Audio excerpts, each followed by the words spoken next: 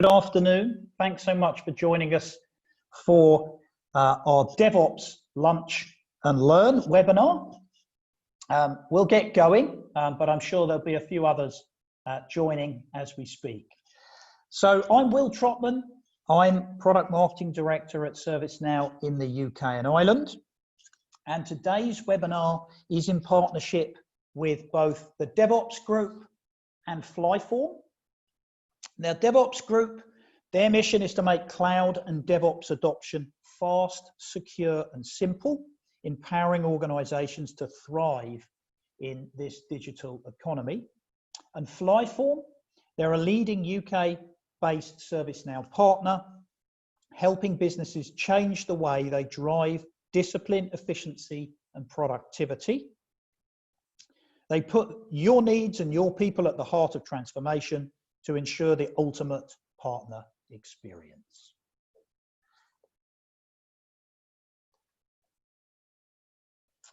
Okay, so I'm sure many of you are familiar with webinars.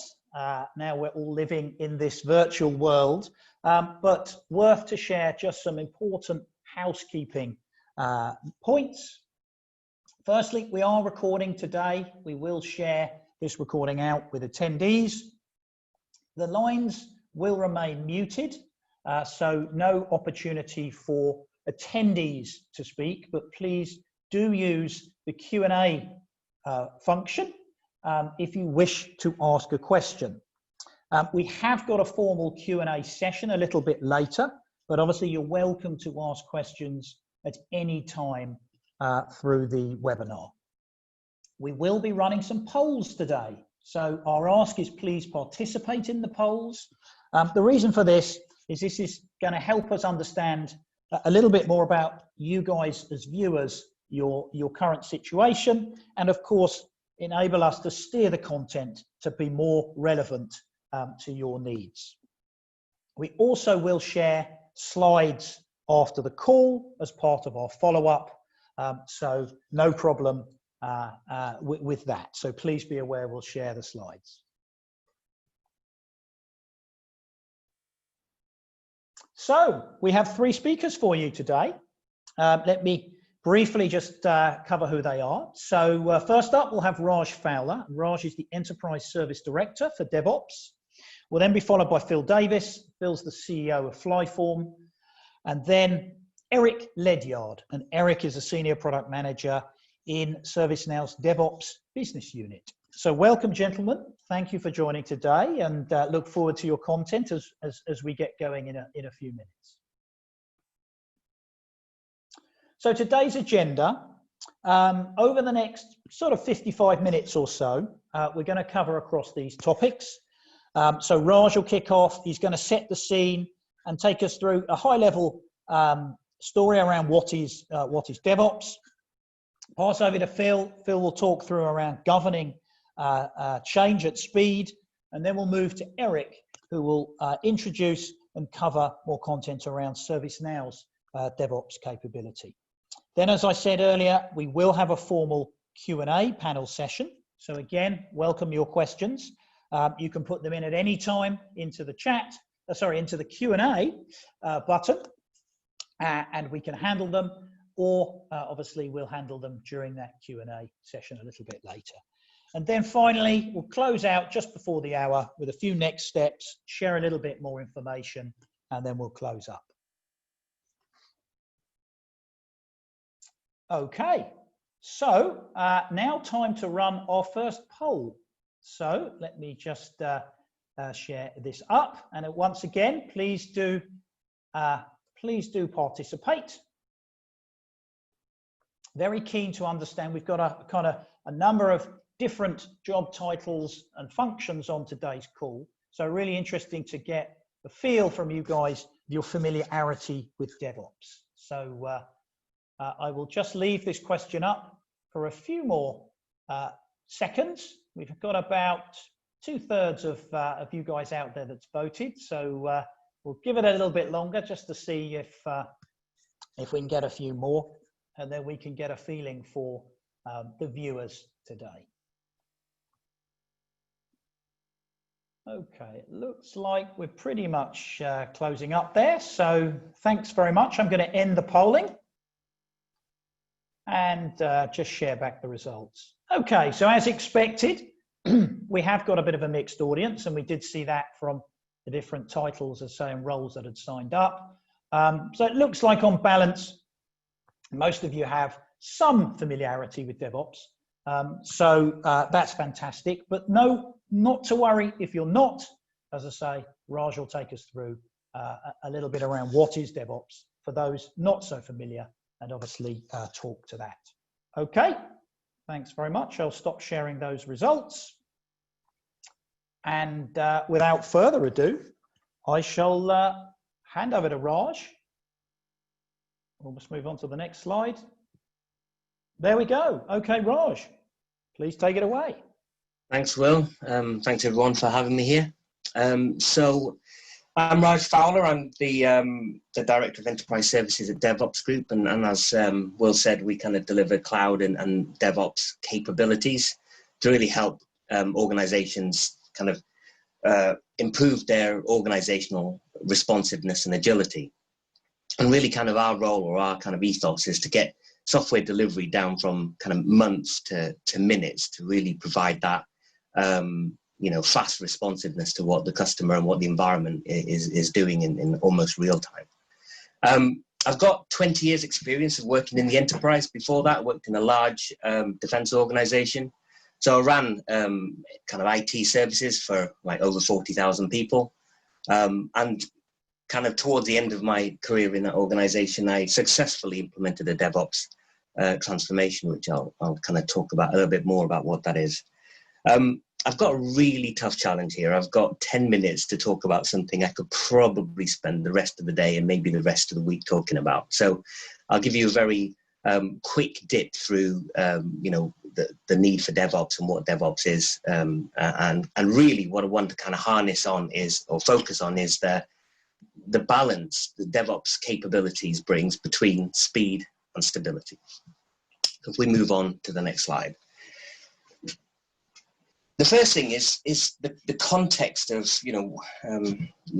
DevOps and cloud and all of these things are just things, right? But why are they there, and what is going on? And even before the pandemic, we saw organizations looking at operational resilience and digital transformation and digital competitiveness and all of that kind of stuff. But as we've seen over the last few months, and as I work with multiple organizations across the UK, we're seeing a greater emphasis on things like operational resilience and efficiency, information security, particularly with kind of the remote working and everything, taking a more of a front seat.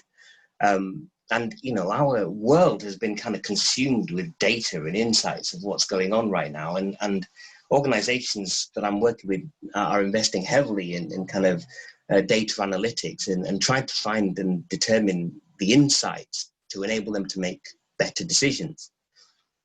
And ultimately, what all of this is driving towards is that customer experience. And a lot of organizations are having, forced at the moment to move from their traditional maybe customer experiences to digital services and digital experiences. And how they're doing this, and this is just a sample of some of the things that people are focusing on. It's like cloud migration and process automation, including kind of software delivery process or business process, and including things like robotics and continuous integration, continuous delivery. Building information security to the very fabric of everything we do through automated governance, and we're going to see some of that a little bit later on with Eric's talk. And there's an investment in data and predictive analytics, and there's a lot of work going on in various organizations around machine learning and really kind of being able to surface data from multiple different sources and create information that decisions can be made on, and doing that much, much quicker. And finally, from a customer experience, we're seeing a greater emphasis to really unlock the productivity and the creativity of the workforce. So doing that through removing toil, removing manual work, removing all the repeatability that kind of happens as part of the delivery of work, whether that's business work or IT work. Although I hate using the terms business and IT, IT is part of the business. But just really trying to take all the things out of the way, remove the constraints, elevate the constraints, optimize the constraints to such a point where your main focus, your main goal is identifying what the value is for the customer and delivering it into the hands of the customer as soon as possible. If we just step on, I think we've got our second poll. Exactly, Raj. So let's launch this up. So once again, appreciate you guys having a look at this and sharing your answers with us. Thank you. Okay, so which of the following IT priorities are resonating in your business right now?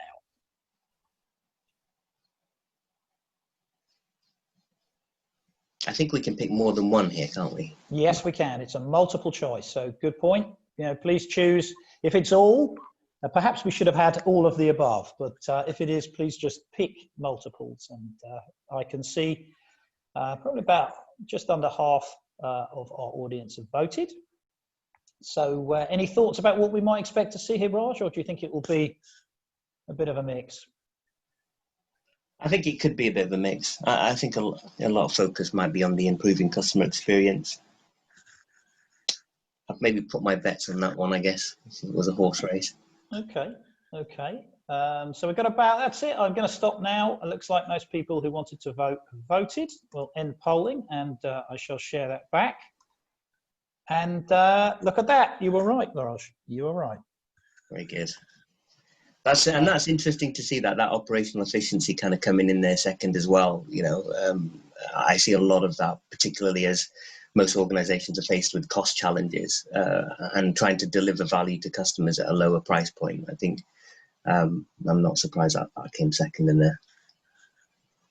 Okay, good. Wonderful. Thanks very much for your participation on that. We'll stop sharing the poll and we'll move on.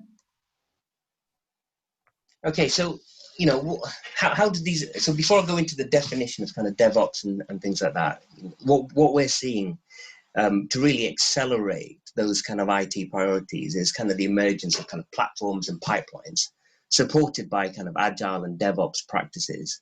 So platforms being things like cloud platforms, automation platforms, secrets management, identity and access, and some of the work that we've done recently with our kind of enterprise customers has seen things like, the provision of these platforms from multiple days, if not multiple weeks, down to minutes, and being able to spin up an environment and have the right security and the identity and all of that kind of stuff available to the software engineering workforce really accelerates that kind of ability to, take applications, products, COTS products, home-built products, deploy them quickly, securely, effectively, and run proof of concepts, pilots, and really kind of test technology and business logic and rules together very, very quickly.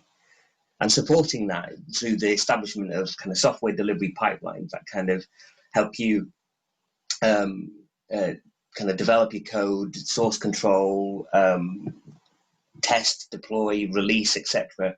I've worked with customers who said that process can take, upwards of 40, 50, 60 weeks to get, features into the hands of customers. But recently we've done some work with one customer where it was greater than 2 weeks, and we got that changed to production down to under an hour.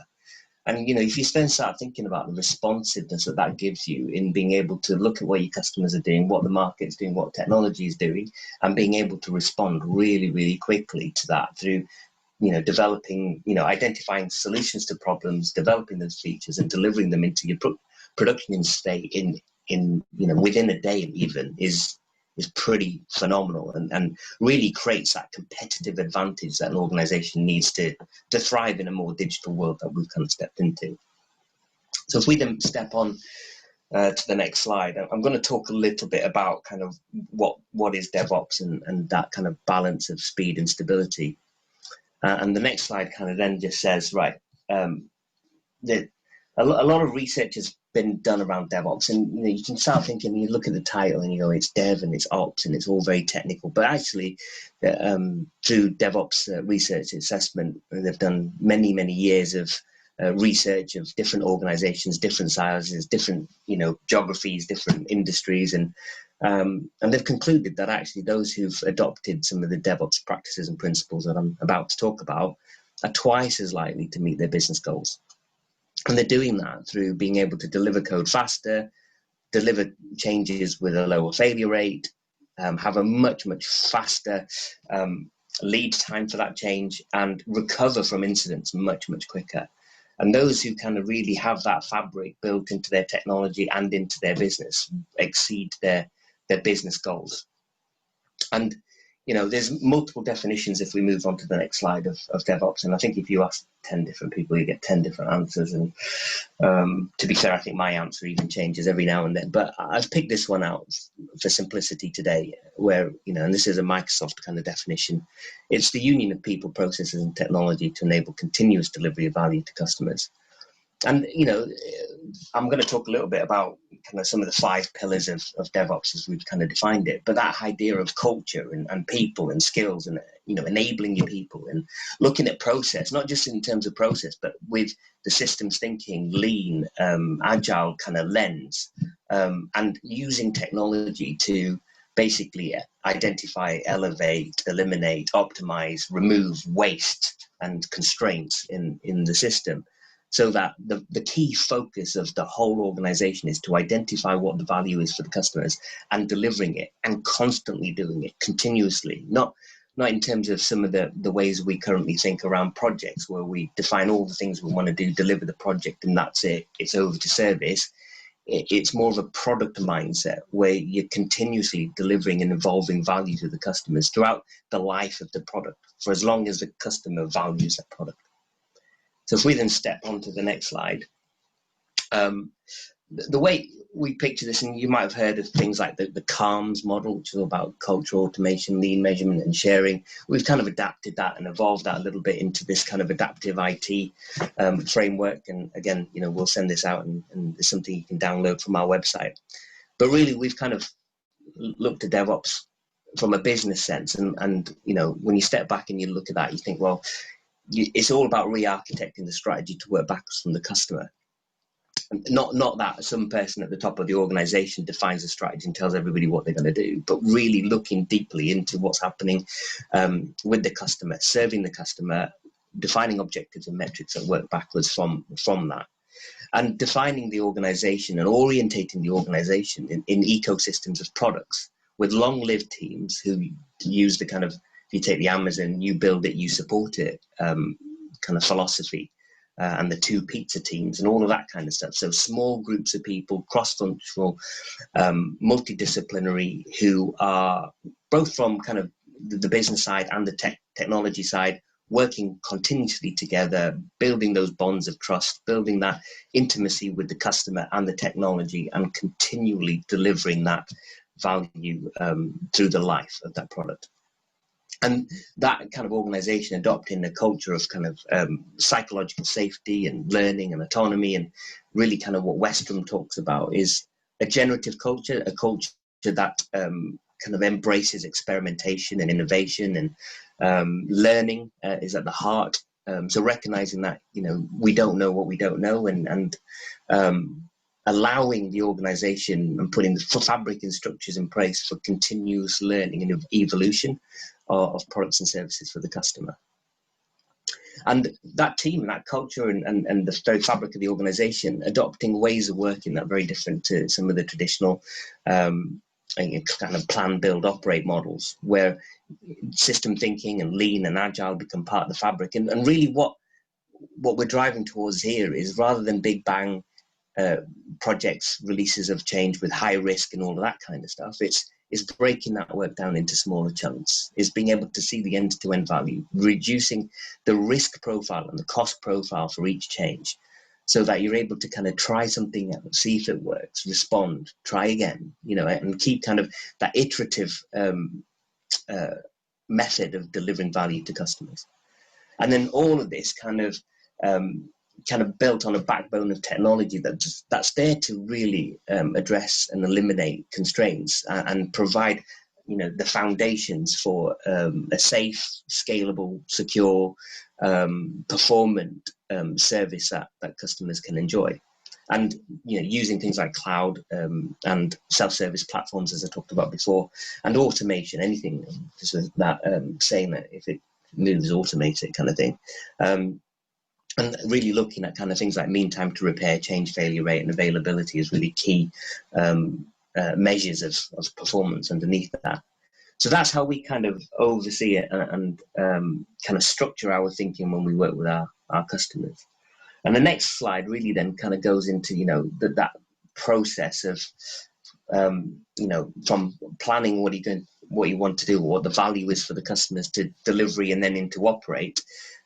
Identifying what are the capabilities that need to be done in this, and those of you who know things like lean and value stream mapping and all of that sort of stuff, take that into account, and breaking down silos, breaking down specialist teams who do each one of these, forming them into a single team who can do all of this, and then automating much of their kind of repeatable manual work to really kind of drive that end-to-end flow of work from months to minutes.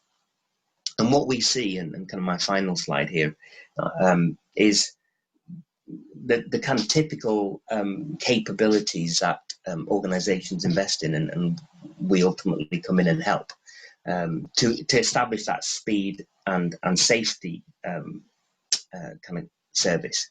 And it's things like environment provisioning. So many companies I've worked with now, it takes weeks, maybe months to spin up new environments, and to bring that down to minutes, through using cloud, using self-service platforms, through being able to basically request on demand environments that are secure, that have the right standards, the right policies, etc. in place is super important.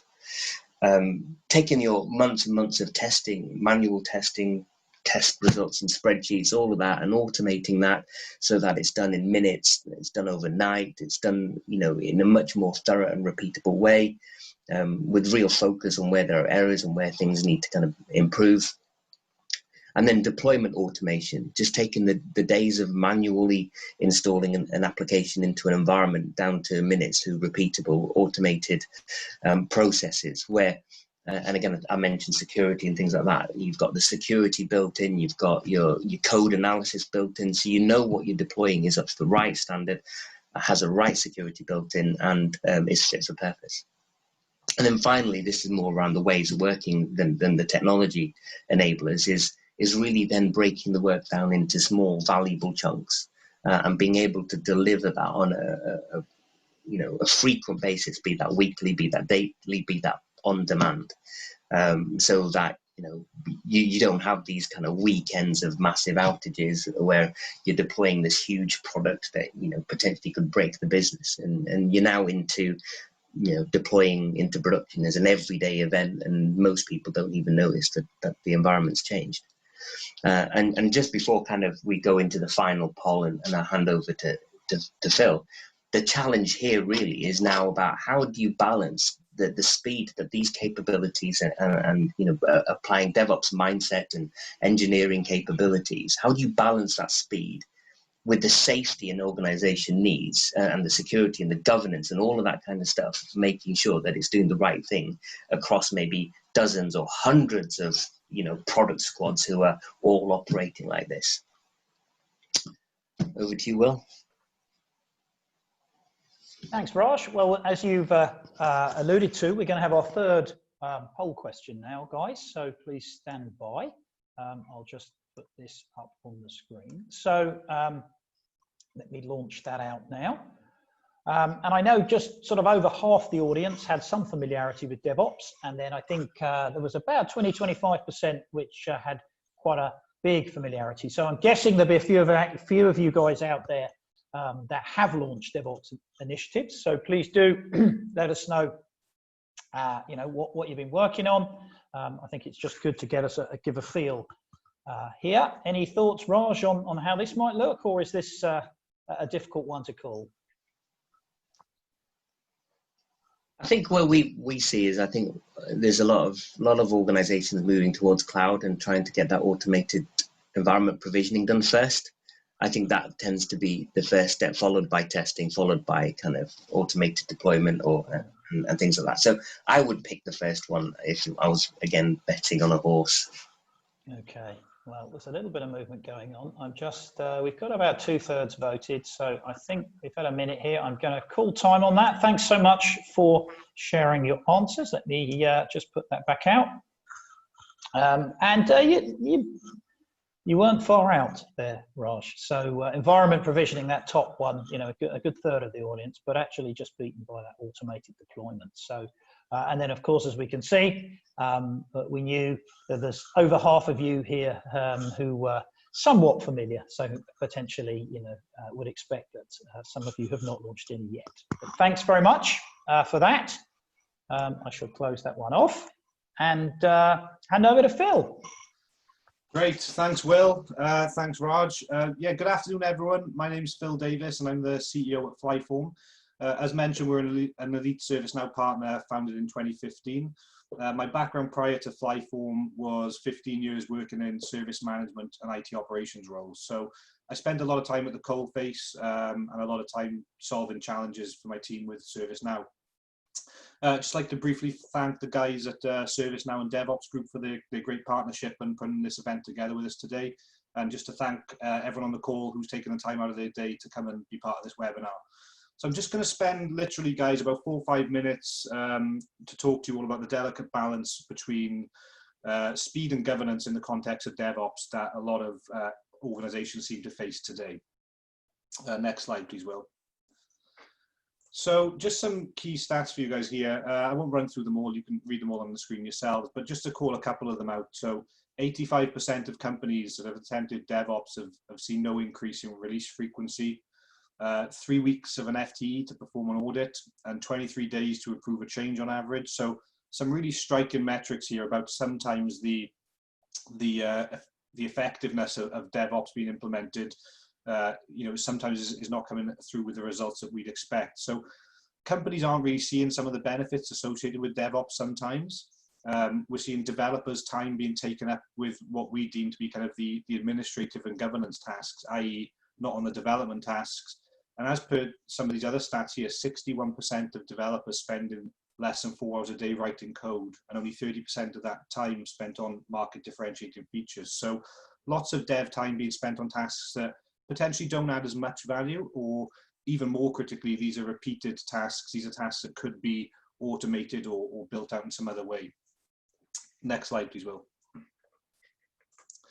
So for us, that kind of the motto that we talk about a lot is this whole concept of fast, not furious. So after interacting with many of our customers, we found a consistent theme in what they kind of want overall from a DevOps perspective. So the need for speed, but critically also the need for governance is essential to the adoption of DevOps, especially in the enterprise customers. Many of you are in highly regulated industries, and most companies are developing content under some kind of regulation, be it privacy, information security, health, payments, etc. So the whole purpose here of our message is, you know, technology doesn't slow down DevOps. You can build pipelines to release code into production in seconds. But if you're not following some aspect of change management, then you're going to run the risk of causing outages. And as we can see here, at one point, Gartner estimated unplanned outages costing up to $300,000 an hour on average. So the whole goal of the DevOps kind of platform in ServiceNow, and or at least in this current iteration with us, is to help companies, you know, we want to stop you guys introducing risk into your production environment while still being able to harness the speed and agility that DevOps can bring to you. So manage the risk while still going fast, you know, fast, not furious. We want to bridge the speed between the agility of DevOps and the safety and assurance that the regulations and principles such as ITIL bring. Next slide, please, Will. So balancing speed and safety. So a little bit of our approach. So firstly, we want to try and understand you as a client. You know, what is your industry? What are your regulatory, governance and audit requirements? What business challenges are you trying to solve and objectives you're trying to realize? How can we then move on to try and streamline and make more efficient your change management process? Can we implement more pre-approved changes? Can we get integrations into the DevOps tooling, things like Chef and Puppet and Jenkins and so on? How do we essentially integrate this ITIL change management world into your CI/CD pipeline? Ultimately, our goal when we're doing the DevOps implementation is we want to speed up.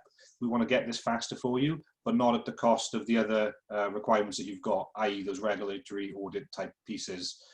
And how can we do that? So we've utilized starter kits, boosters, etc. to implement quicker, but we also have got a practice with consultants who've done this stuff and been around the block. They know what good looks like, and they're able to advise on how to make things safer and easier, but still faster at the same time. Next slide, please, Will. So this is a little bit about the developer experience challenge. So in a typical world, as we can see here, we've got this kind of 2 to 3 week on average process with a developer creating a change, trying to get approval, waiting for CAB, then more CAB approval, waiting for the change window, and so on and so on. And in many of these cases, you could hit a stumbling block at any one of these points and revert back and start the process again, or hit other challenges. So DevOps is kind of exposing these challenges when individual teams try to comply with the broader enterprise requirements. It's been exasperated by the DevOps-led kind of exponential growth in the rate of change. So DevOps has really brought a world to us where these rapid changes can happen on a frequent basis. And for many large organizations in particular, they still need to retain the assurance they have, which comes from typically a well-governed change management process. But this obviously can impact your developers' productivity, and ultimately can lead to developers being frustrated, less productive, and that whole culture and morale thing comes into play as well. This can impact the actual overall happiness and efficiency of your team. Next slide, please. So how should this look, and how does this look in our world and the world of the near future? So we're looking at this change automation. So the ServiceNow DevOps product is kind of been brought in to fill the gaps in the industry that exist around automating that change management process. We want to make deploying these changes into your environment as easy as running a report in the tool to get some data out of it. This allows the ops teams to set rules. So going through this process, you can see here, creating a change via an API, gathering the risk data within the tool, automatically evaluating those risks via that API, and looking for a change authorization policy. So what we're talking about here is some predefined change authorization policies. So when a request for a deployment comes in many cases, it can automatically look at the requested change. It can compare it to a preset bunch of rules and assess whether can this go straight through? Can this be deployed immediately? Can this have less approvals and something a bit more major? And the whole overall goal of that is to just reduce that time down while still providing the assurance and safety that many of you need. And the really great thing is, since all of this data has been stored on the platform, back from ideation of a new feature or an unplanned outage that needs to be fixed, a report can easily be run and to show an audit as a complete chain of custody for audit requirements. So we're, as we mentioned on a previous slide, taking 3 weeks to do these audits. This stuff can very quickly be immediately kind of gathered and run out in a heartbeat, essentially. So that's my piece, guys. Thanks for listening. Hopefully that gives you a little bit of a taste of the aims and goals of this product right now and how we approach it. And please feel free to reach out should you want any more. Thanks so much, Phil. So guys, we're moving to our fourth poll of the day. So again, appreciate your participation in this. So let me just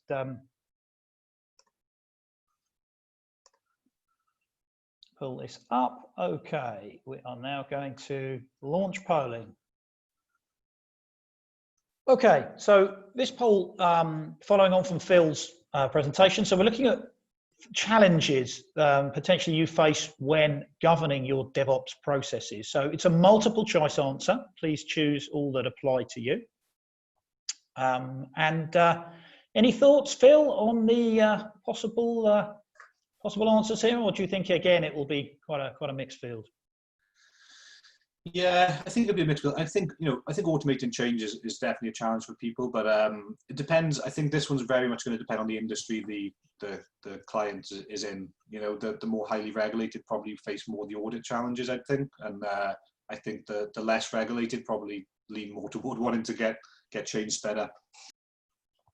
Okay, so it looks like we pretty much stopped on the vote here. A good 2/3 of you have voted, so thanks so much on that. Let's share the results back with everybody. And yeah, you're absolutely right, Phil. Automating change seems to be the standout there from that poll. Okay, great. We'll close that poll. Thanks so much for taking part in that. So we're now going to switch gears, and I'm going to hand over to Eric. So Eric is very kindly joining us from the East Coast of the US. So I know it's early with you, Eric, but thanks so much for joining. I'm going to stop sharing, and as discussed, I think you're going to drive your slides. I know there's a few intricacies in terms of builds and things, so pass over to you and you can drive. Perfect. Can you hear me okay? Yeah, we can hear you loud and clear. Oh, wonderful. Yeah, so hello everyone. So I'm Eric Ladeard. I'm actually a product manager helping to drive a new DevOps BU at ServiceNow. I guess we're not that new anymore. We've been shipping product for almost a year. So we shipped product in November. We started building a software suite that basically joins our platform as another application that can help customers adopt DevOps and become successful in their transformations. And similar to what we saw in the poll results, we really talked to the fact that the DORA report that we talked about, the DevOps Research and Assessment, that was Dr. Nicole Forsgren that wrote the book, the Accelerate Handbook, that was really all about how do you measure your DevOps performance. And what we find is that if you look at the elite performers versus the low performers, what they found was respondents with heavyweight change processes were 2.6 times more likely to be low performers. And that's a very common thread amongst a lot of these places. So, you know, I myself, my history is that I was working for VMware and have been a CTO a couple of times in the reseller side, but I left VMware to go take an executive role at Bank of America, where I was trying to teach a 200-year-old bank new tricks. And those new tricks were DevOps. And quite frankly, we failed miserably. And I'm pretty vocal about that and open about it, because sometimes the best learnings come from, you know, trying a bunch of things and then figuring out what you did wrong. And in that case, you know, I will say when we built our entire reference architecture with 4 different consulting companies and all of my architects working, and I had 40 teams reporting to me that were working on these problems, we never really considered the service management components of the DevOps transformation. So things like change and release management, governance, risk, none of those things did we actually architect in. We were very focused myopically on what's the CI/CD tooling chain, how do we do the lean and agile transformation for our developers and development teams. So it's quite an oversight that happens a lot of times in DevOps transformations, is we forget the service management side of this and how to actually get the flow increased throughout the system. And similar to what Phil said, and to resonate on a lot of what Raj said as well, is, you know, if I usually only have one slide to talk about our overall transformation, it's usually this one. And it's about balancing the needs of the dev teams with the needs of the ops teams. And to what Will said is that dev teams want to go very fast. It's all about deployment frequency and getting those metrics covered in there. And if you look at the 4 key DevOps metrics that are changed in the Accelerate book down here, you'll see that these top 2 really are more dev focused, while these bottom 2 remain more ops focused. But it's really about bringing together this entire hybrid operating model. And what we saw is there's a huge gap there in the industry of having an enterprise platform that can help tie together those 2 worlds.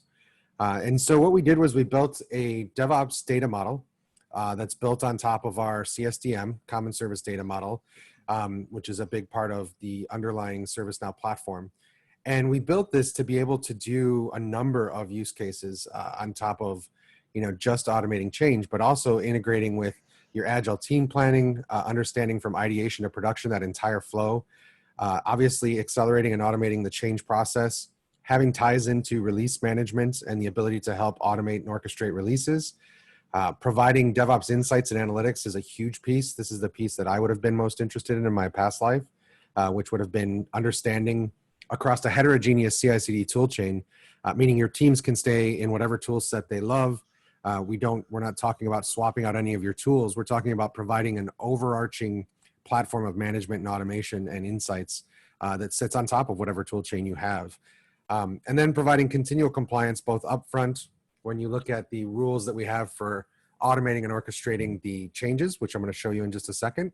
And then on the backside of troubleshooting and understanding quickly what the impact of an application service being down, or what change went into production that may have caused an outage or an incident or a problem. 5 meetings. Oh, did somebody have a question? Oh, okay. All right. So what we basically built out was this platform for IT, and leveraging our enterprise service management platform. We wanted to be able to integrate and automate the entire value chain. So when you look at the value chain of any application, you really look at the plan, build, run, service mentality of looking at how you bring all those pieces together to deliver that value chain. And what's really important is to have a single common service data model that allows you to understand, decide, and act on pieces and parts of that tool, of that value stream, and understand where you're doing well in your value stream and where you might be having some issues or value stream breakdown on, having optimizations that you need to make. And so what we decided to do was sit above all of the tool chain noise. We don't want to compete at a tool chain level. We want to make this a completely agnostic platform that has the ability to bring in data from all of your CI/CD tooling and then correlate that data to be able to do the functionality that's required in most organizations to adopt DevOps.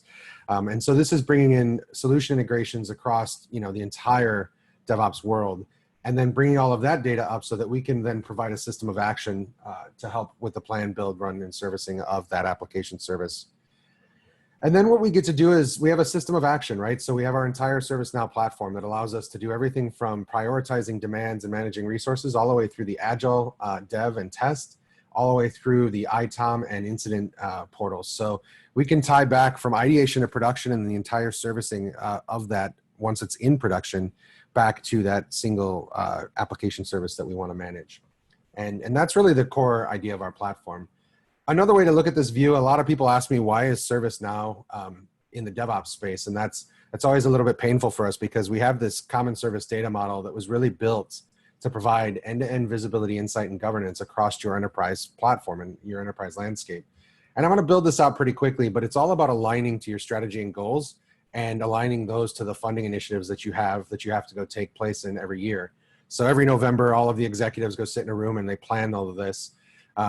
It then becomes time to execute. And when it becomes time to execute, that's where you have to create new ideas for how to solve the strategy and goals that have been set by the executive leadership and really bring those in. And once you get enough ideas promoted to a place where they become demands, it becomes around managing the demand and managing the intake of all of that. At the same time, you're going to be pressured from all of your strategic architecture initiatives because you still have technology portfolio management, tech debt. You have app rationalization and application portfolio management. You have capability planning for, strategic architectural needs. And a lot of these can come from our world of ITAM and ITOM. So different platform functions, IT operations management and IT asset management that help feed that strategic architectural initiative. And once we get those demands in, we then have to do, some sort of a demand management to say, we want to focus on the biggest bang for the buck with the lowest amount of effort. If you're a safe person, this is a, weighted shortest job first is type of mentality for doing that decision-making on prioritization of stories and demands. And then you can start to really plan. And again, if you're Mick Kirsten and it's project to product and you're an entire product transformed company, we can work with the safe and agile frameworks, but we can also support teams that are still transforming and leveraging waterfall or hybrid mentalities. And this allows us to build an enterprise backlog where we understand the workflow across all of those teams. And then what DevOps does is we actually then allow you to export all of that planning data in the big room planning to a team backlog, which then gets burned down by your development teams. And this is where we connect to their CI/CD tool chain, whatever they have in place for plan, code, execute, artifacts, testing, whatever's in there for their tool chain. We connect to that tool chain and we automate change management, provide a single click audit, and provide the insights and analytics that we want on top of that. And then once that's in production, we do still have a service portal that provides incident problem change. So we still have our core ITSM features that allow us to get in feedback from our customers and identify new updates or changes or defects that may need to go in, or features and enhancements that need to go in. And then finally, we wrap that around with a cohesive security strategy around SecOps and around AI ops and around our GRC, governance, risk, and compliance modules. The end result of everybody that we've been working with for the last 18 months is that you really do start to drive a lot of value in automating change. And all three of these are different companies, This one over here on the right is very much an OpEx story, but for the first 30 teams that were onboarded, this is a large financial services industry team. And for the first 30 teams they onboarded, they saved $7 million in just straight OpEx. And that's based on a 14% utilization of their time wasted to manual change management processes. And then another 3.6 million in time that they returned for audit. But this one over here, this story is really resonating for me on the left, because this is a reinsurance company from Europe, from Switzerland. And they actually were able to drive top line revenue. And that's always been my holy grail, is to figure out how to make IT drive top line revenue for an organization and really matter. And they were able to push 3 times the amount of changes through in their first 9 months. And that's with no additional FTE headcount. So they're doing way more with less and outpacing their competition and outpacing, you know, their traditional time to value that they had in the field. So great savings here and a lot of really good results from some of our companies that we've been working with so far. So now I'll just walk you through, this isn't really meant to be a demo per se, but it walks through the idea of what we're trying to do. And it's really, we want to bring in all the data so that we can decide whether or not we can do automated go, no go messages for deployment. And so by doing that, what we're doing is tying to planning tools, coding tools, execution tools or orchestration tools, which is your pipelines. And then we have artifact tools and test tools coming in the near future. Well, we have artifact tools already, test tools are, and we really don't care what these are. So, you know, we take the data in from the planning tool, in this case it's Jira, we tie that to what we call a work item. From there, we take all of the commits from GitHub and we tie that back to that work item. So we understand what commits drove what work items and why we're burning down the backlog and, you know, where this came from in an ideation perspective. Then we start the execution of the pipeline, which starts the job builds and the job runs. This all ties back to the commits. And then whenever we have a deployment phase, we actually create a change automatically from the tools themselves. We populate that change with all the risk calculations and data from the pipeline tests and everything else. And then we make a decision in the change policies where we actually decide whether or not we can automate the change. And then once we get all of that done, we have all this data all the way back from ideation all the way through that allows us to do the analytics and reporting on that. And so again, we really don't care what that tool chain is. We're very agnostic to that. So here's a version that's all built on the Azure DevOps. Same exact story, same exact functionality. The only difference is the tool chain has changed. And what we're seeing more and more when we work with customers is that you really see a lot of companies have transformed to a mode 2 development where it's about, you know, microservice development. There's a one-to-one CI/CD pipeline. And that's how we originally built this product, was for mode 2 development, which is kind of seen as the modern development method. But what we see is that there's still a lot of companies that are doing mode 1 development where multiple teams will actually help support a, you know, GlobeX application. And that this team may own the header, this team may own the footer, and we have to manage multiple CI streams that are building artifacts and then deploy them as a single CD event. And so you'll see that that's when we talk about release management or release readiness, that's what we're helping do. The real magic behind all of this is the automated change policy. So this is the piece that really allows us to get into the data that we're getting and understand, you know, what decisions we can make and why. And so this is one where we've got an all policies met and the answer is an auto approval. So this works on a trigger and then there's a decision tree and then there's an answer, and the answer is a workflow. That on how this is having data from anywhere being brought in to help us make decisions. And I see that my internet connection was unstable. So, so this decision criteria is bringing in. So we have the trigger, then we start analyzing our decisions. And so we look at things like the number of lines of changed, the number of lines of code that have changed that we're getting from the commit information. In DevOps, you want these to be small. So you can put some of this upfront continual compliance and governance in to say, I'll auto approve any change that's less than 10 lines of code that's changed, because we can quickly revert that and easily revert that if we find a problem. We have housekeeping things in, like commits without work items. We want that to be 0. So we want that tie in the system to be able to tie back from ideation to execution. We want to have the understanding that the commits are there. So that's coming in there from our platform. These next two are really, really interesting because this starts to lay the groundwork for what we call modern ops. And this is kind of a site reliability engineering focus of a modern IT framework for operations. And site reliability engineering came from Google. SRE is what you'll hear it referred to a lot. SRE has the concept of error budgets, SLAs and SLOs, and it's the level of service you promise to your customers that you promise to maintain. And by doing that, you can start to make decisions on, if you haven't caused any incidents or outages this last month, go nuts. Like, keep releasing to production. But if you start to create incidents, or you create too many incidents, or you create an outage, then we will absolutely go to a more manual process. And so we can dynamically throttle your risk levels based on the performance that you've had in deployments. And you can do this per month, per quarter, whatever you need to do to satisfy your customers' SLOs and SLAs. And then finally, percentage of test passing. This is coming from the testing information, which is coming from Jenkins. And so we understand, we can see the test results, so we can actually parse those and see if we've got things here. And then what I always say is, if you've got data that you've got in another system, we have a lot of customers that use things like Black Duck security scanning, where they will go out and query the Black Duck server and say, hey, did the security scan pass for this code release, or did it fail? And we can put that in the decision criteria to say, if the Black Duck security scan passed, then go ahead and automatically approve. And you can do integrations with a whole bunch of other software suites as well.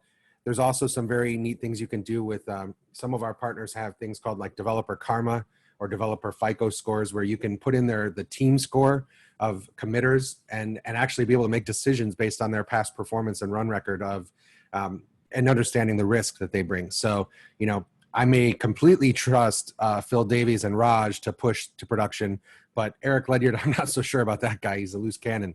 So we may not let him have full unfettered access because his scoring's not high enough, right? So those are the sorts of things you can build into the decision criteria. And the way we do that is through this low/no code development environment called Flow Designer, which leverages Integration Hub. So here you'll see it's more natural language. The trigger is a change request created where category is DevOps. We wait for the condition to be authorized, approved, and then we basically will go make a decision. And that decision you'll see is the auto approval, auto reject, manual approval. And then the way we get those incident records is before we make that decision, we just do a quick lookup in our ITSM data. So this is part of the power of that CSDM, is that we can leverage the underlying data of our entire platform to say, go look up the incident records, go look up the outage records, go look up the resource records for that HR user. So you can get very creative here in what you tie into your process. But the whole idea and understanding of this is that we are able to trigger an automated workflow that allows you to automate and orchestrate your entire CIC delivery, approvals, notifications, change creations, and change approvals, all automatically through here. And then that culminates in our shared insights. So the insights and analytics portion of this are really about bringing together all this data to make it usable and to provide visibility across your entire tool chain end to end, no matter what that tool chain would be. So we leverage performance analytics, which does trend analysis over time and can show you results as they're trending. We are tied to the Accelerate metrics. So we've been doing a really strong job in our monthly releases through the store of upgrading our metrics to really align very tightly with those Accelerate handbook KPIs that are laid out in the Doro book as well. And so one other announcement that we had was really around a new acquisition that we just did. We just finished it here in July, and it's around a company called Sweegle. Software Eagle was where the name came from, a Belgian company that's all around managing configuration management. So one of the big challenges that companies have is configuration management drift from dev to QA to test to prod, and how you can actually manage a lot of that up in the upfront. So we've got both preventative plans for this and remediation plans coming as part of an ITOM integration. But it's around integrating the Software Eagle, Sweegle, configuration data management into our service graph, which is our updated name for our core data model on our platform. So that's coming soon. We just acquired them. We will be in a controlled go-to-market with them in October, and then we will be integrating this into the platform in the next year. So we have a 12-month time frame to get this completely replatformed and integrated as part of DevOps and ITOM. So keep your ears open for that, and it's coming soon. So look forward to bringing that to market, because it'll give us even more data to help customers with their DevOps challenges. And with that, I'll go ahead and hand it back. If you guys are interested in a deeper dive, please follow up with us, and we'll be happy to actually go into the demos and really help you understand what we're doing at a deep level. So thank you. Yeah, super. Thanks so much, Eric. That is excellent. I will just share back up into my deck here. So thanks so much, guys, for staying with us. I know we're close to the top of the hour, but we're moving now. Hopefully you can see my screen. We're moving now into the Q&A panel. So your opportunity, if you've got any outstanding questions. I know we've had a couple come through on the Q&A whilst we've been speaking. Please do put them in the Q&A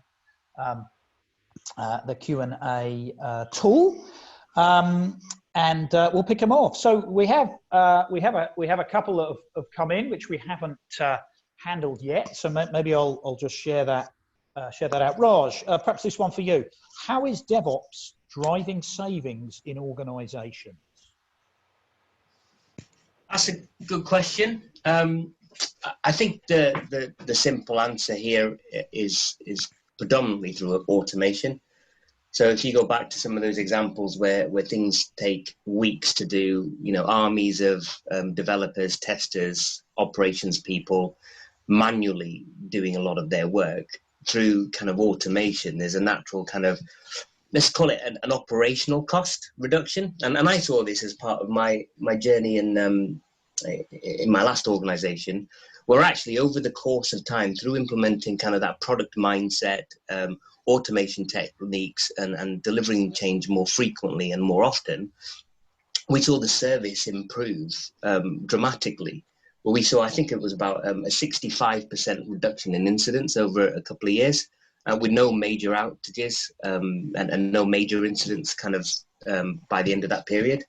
And so what happened was the actual operational cost of running that team significantly reduced. And what I was able to do was repurpose the teams and the workforce, and in fact they repurposed themselves to actually delivering more value, more change, more innovation, and actually going out into kind of the business functions that they supported to say, actually, what about this? What about that? So that's kind of the core thing. I think the other thing, what we're seeing is through kind of building on cloud platforms and using pipelines and DevOps ways of working, people are able to exit out of their physical data centers a lot quicker.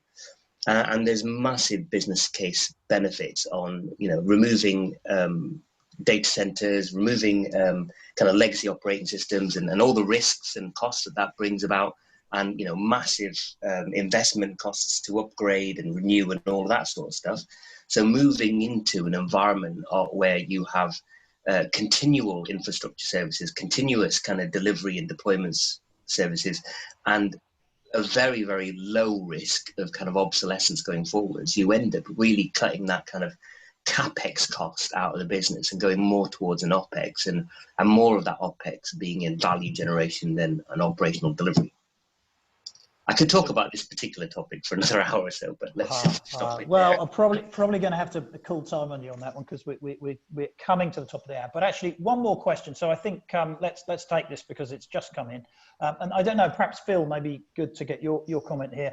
How do you explain to DevOps teams the difference between change and release management? Is that a good one for you, Phil? Yeah, sure. And again, it's probably a bit of a long-winded answer, but I'll try and summarize it briefly.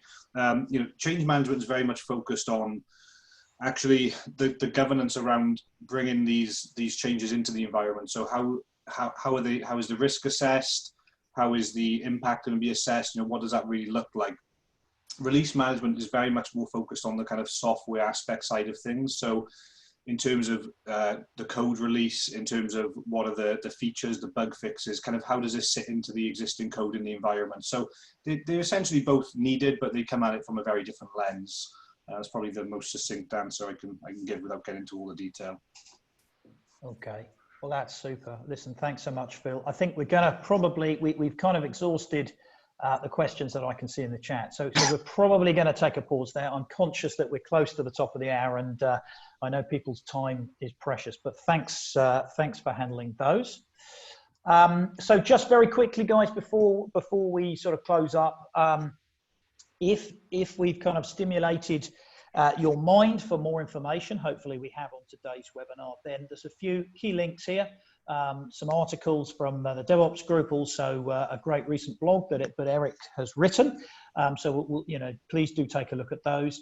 And then for many of you, you may know that ServiceNow recently ran our K20 digital experience, a 6 weeks showcase of different pieces of content that ran back in kind of early May to early June. So actually from that, there's some really good customer stories that I think would be worth taking a look at, where, you know, organizations such as DNB Bank and FSI WorldPay talk through, you know, the things they've been doing and the benefits they've seen. There's also a couple of key demos, so short videos there that if you did want to get a little bit more in the deeper dive following Eric's session, that you have the ability to catch that online as well.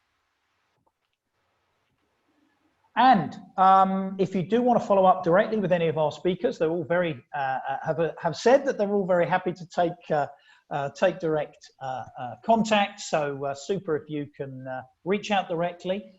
You see their obviously email addresses here, and you know, feel free to connect via LinkedIn from that perspective. So the last thing is that we did have one more poll. So do let me just close that up before we formally close. And that was really to ask those of you, I think, that are still left on the call, we've got a good amount of you, just to get a feel for how you felt today went. I know we had a little bit of a mix of an audience, which to be honest was expected, but wanted to ensure that at least we take some sort of reading from you guys to whether this content has delivered what you expected or not. So looks like we're just about half voting there, or half of the current audience voting. So I think what we'll probably do is just close it up in the interest of time. So thanks so much for sharing, and share it out. And there we go. So that's super. Just what we all wanted to see as part of the panelists is that, you know, majority of you here have really found this useful. So we hope that's the case. Really thank you for your participation and joining. All that's left for me to do is to say thanks so much for joining. Appreciate the virtual world is something we're living in a lot. So, you know, do understand that you have limited time and you spent it with us. So really appreciate that. Thanks so much to Raj, Phil and Eric. We know it was early for you, Eric, so thanks so much for joining us. Your content was great, really informative, and you could see that from some of the poll results there at the end. So again, thank you, goodbye from me, and stay safe. We'll close the webinar.